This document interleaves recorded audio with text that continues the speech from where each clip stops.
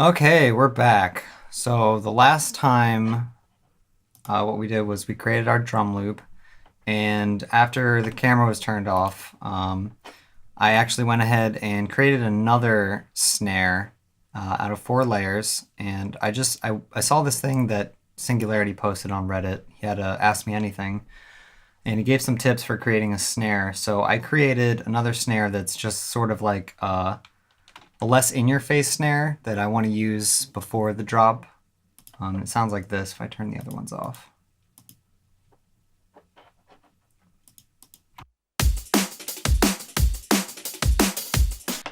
So nothing special, but I'll run you through how I did this. The first layer is actually a tom that I pitched up to 200 hertz and then EQ'd out every other frequency. So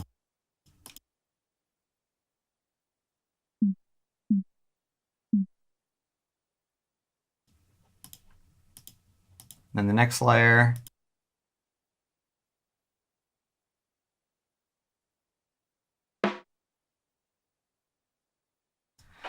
and this layer here is another snare that's just from an actual drum kit.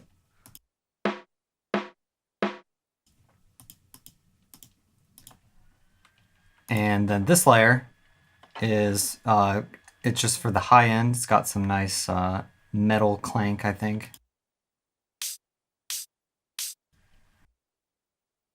And then this layer is just another sample that I had on hand. It's a fake snare.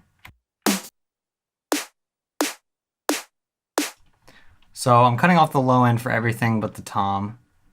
And on this one, I'm cutting all the way up at around 5 kilohertz.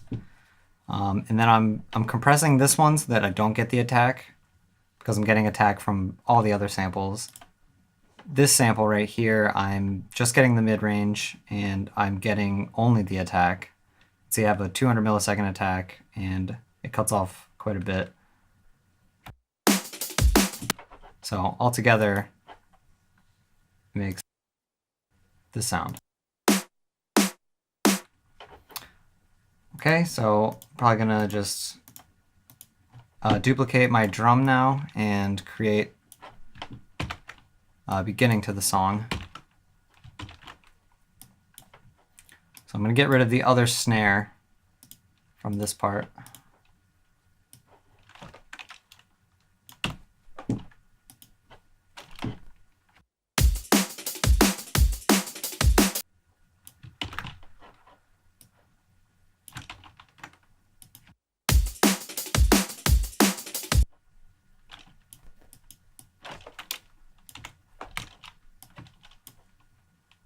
Okay, so now what I think I'm going to do is actually just create a really simple reverb sounding pluck thing so I can get some notes on the board and start getting a direction. Minimize these. Let's load up Massive.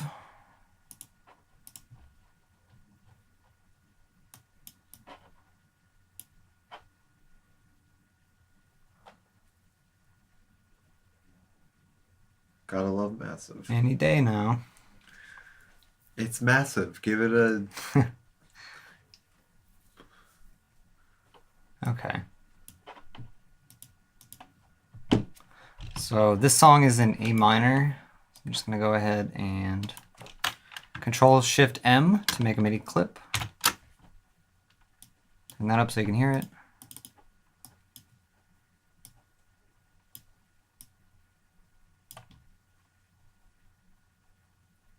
And I'm just going to put an A in there. Game Boy.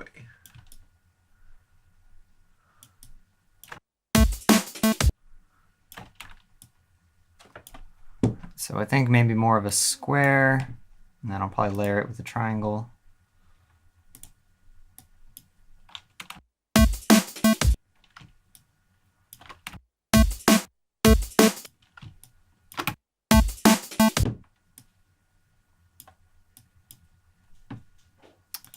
Let's edit the envelope so it's more plucky.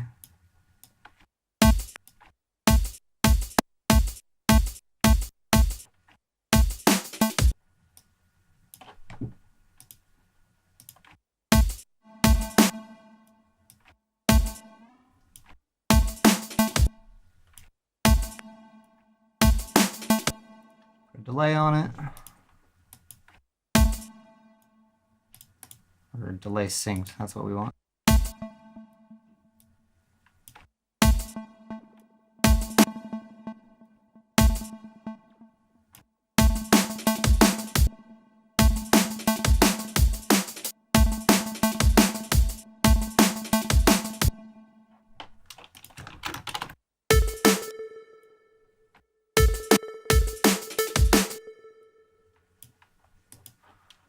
Maybe give it a little bit of vibrato, see how that sounds.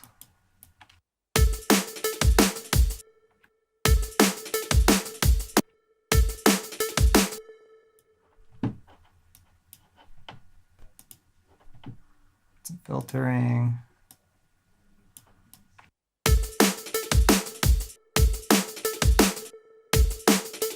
never actually do any of like the melodic writing. You just kind of add a few notes just to shape the sound into something that you want.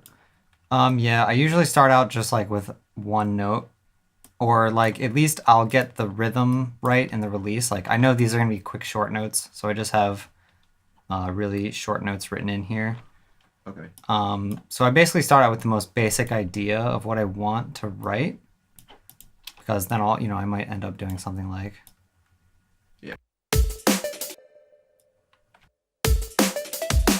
Yeah. Whatever.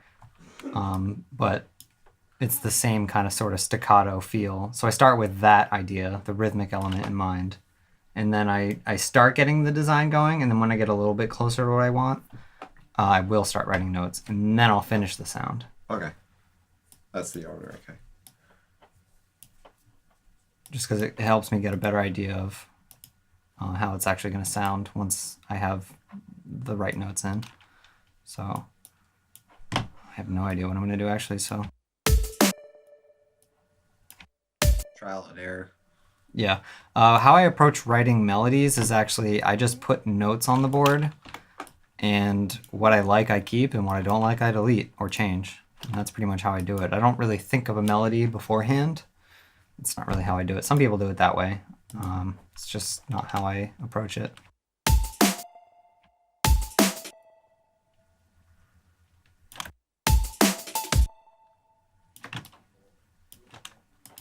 And I'll usually start out with something very basic and then make it more complex as I go. So like this is just...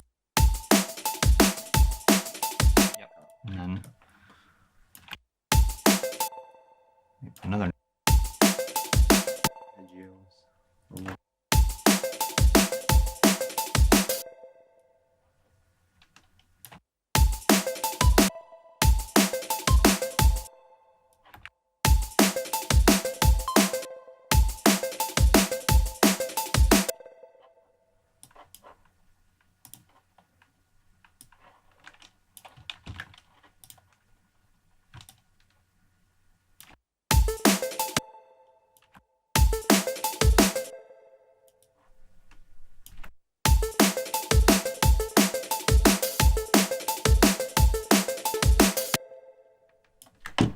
Okay.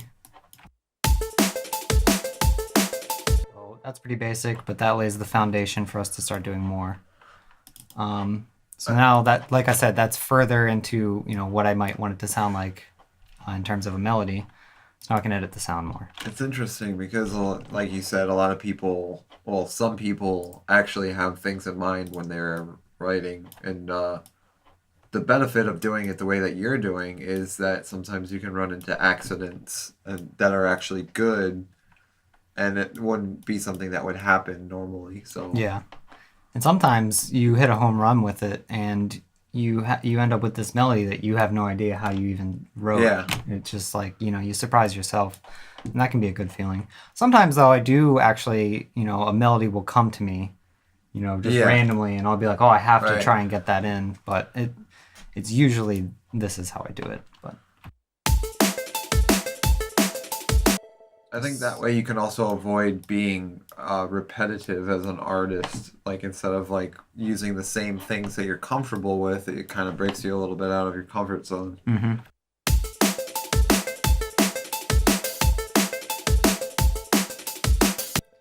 Just setting up a macro knob for the cutoff filter.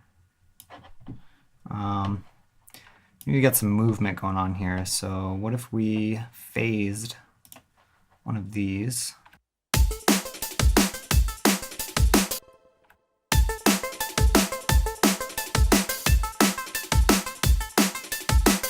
Like that. I'm going to set up another macro knob for the phase knob here.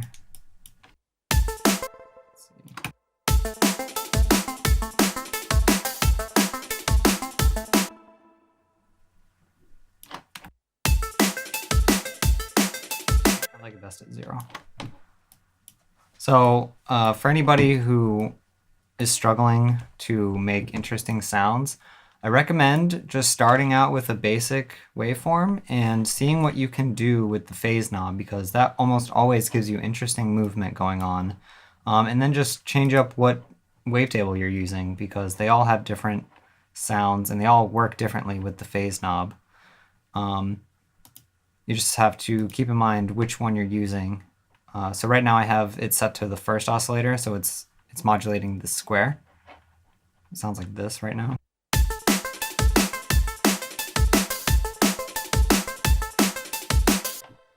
I bring up the cutoff, actually, it'll probably sound like more.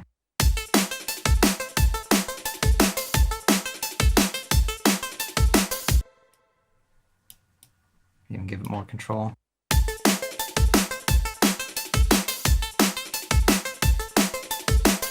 So it's pretty subtle with the square, but on more complex waveforms, it'll be more obvious. And then you can pair that up with other things on the wavetable, like the position, or you can even put it in format mode and edit the intensity knob. So I'm probably going to try doing some of that right now.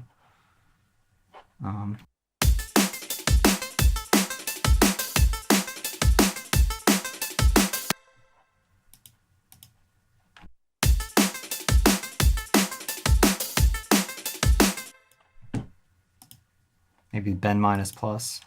Okay, that's not really doing much for me. Let's try adding another wavetable. Let's get one of these digital hybrids in there. Turn these off for now, just so we can hear that wavetable.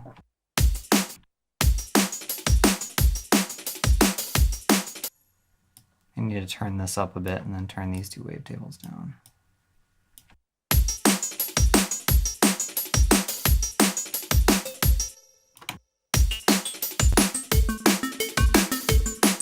Okay, that's pretty cool. Let's check it out in bend minus.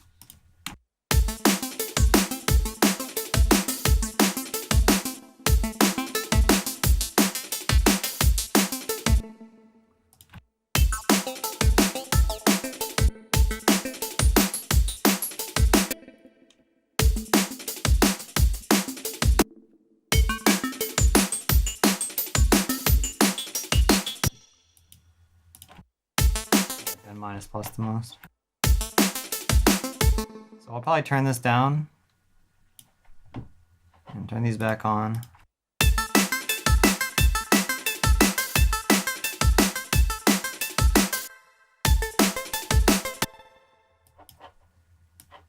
Alright, so I'm going to just start creating some movement here.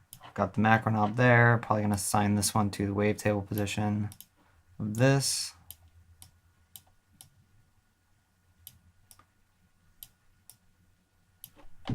And actually, this sounds more...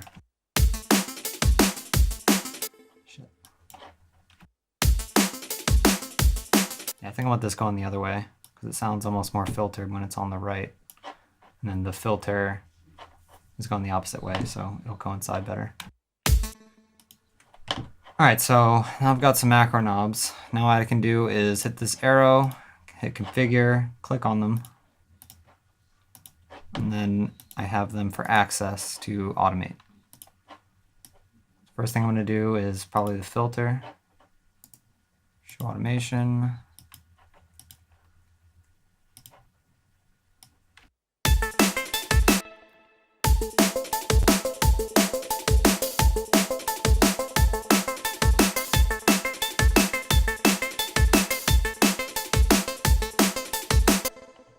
Okay, phasing knob.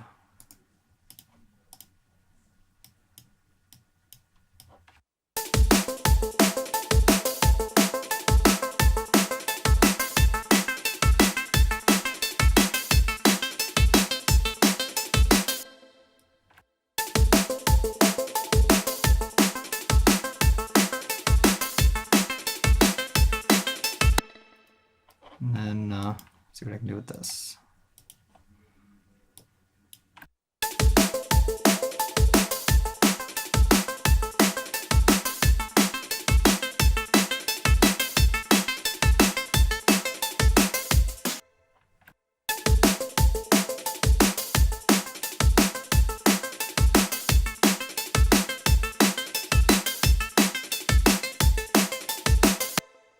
Okay, that sounded pretty good. I might actually set it so that as this gets turned to the left, I'll have the amp knob go down as well, so that it's a little bit less noticeable.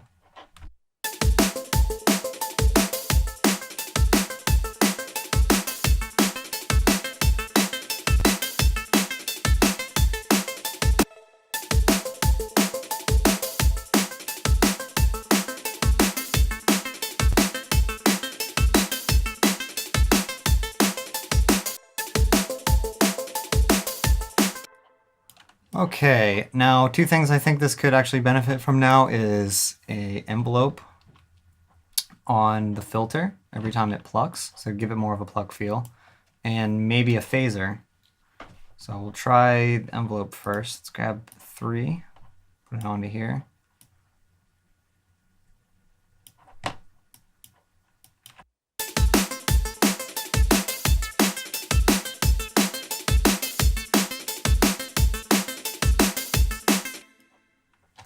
I'm gonna turn the drums off for a second.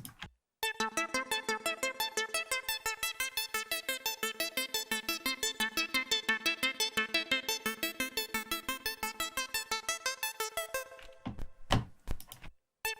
if I mute this, you can hear how it's different.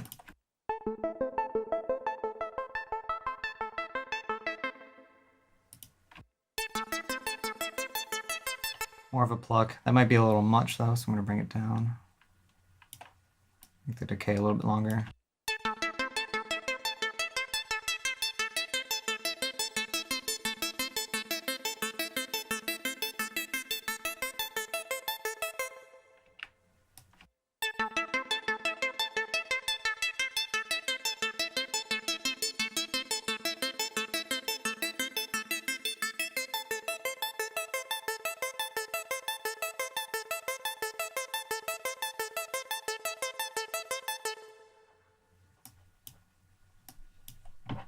Okay, now let's try some phasing. Can actually use Ableton's phaser.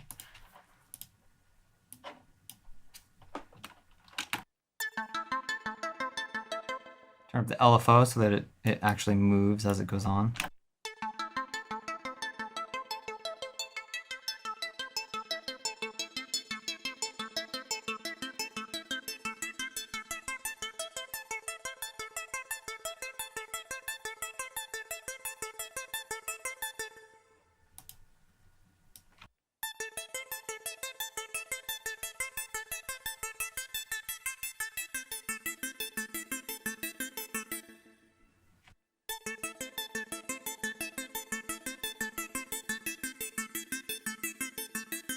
Okay, so right now the phasing is set to 180 degrees, which means that there's actually 2 LFOs and they're opposite of each other on each speaker. So it's giving us a nice stereo effect right now.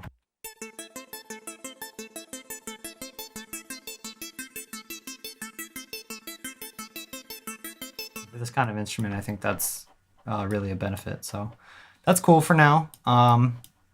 I'm going to leave that as it is, as sort of just like a background element with that reverb on it. It's going to fill up some space. And then I'll probably get a bass going. So I'm going to do that on the next episode. So I'll see you then.